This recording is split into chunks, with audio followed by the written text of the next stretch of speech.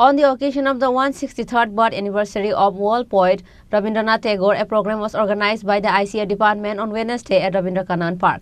Information and Culture Department Secretary P.K. Chakraborty, Director Bimbisar Bhattacharjee and others were present on the occasion.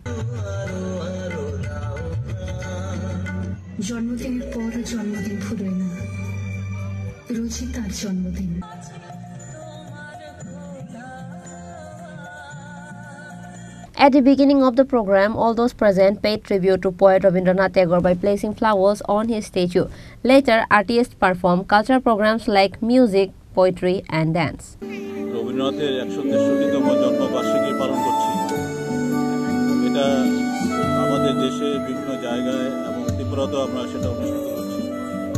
আজকে এই রাজ্যের বিভিন্ন অঞ্চলে রবীন্দ্রনাথের স্মরণ করতে গিয়ে বিভিন্ন অনুষ্ঠানের আয়োজন করা হয়েছে। তথ্য সংস্কৃতি দপ্তরের পক্ষ থেকে রাজ্যের আগরতলা দুটি জায়গায় আজকে কবি প্রণয়ের অনুষ্ঠান আয়োজন করা হয়েছে। একটি হচ্ছে প্রভাতী অনুষ্ঠানের আয়োজন, সেটা হচ্ছে রবীন্দ্র কানন, যেখানে এই প্রভাতী অনুষ্ঠানটা অনুষ্ঠিত হচ্ছে। দ্বিতীয় পর্যায়ে আজকে সন্ধ্যের সময় আমাদের রবীন্দ্র শতবার্ষিকী ভবনে আরেকটি অনুষ্ঠান এর আয়োজন করা হয়েছে।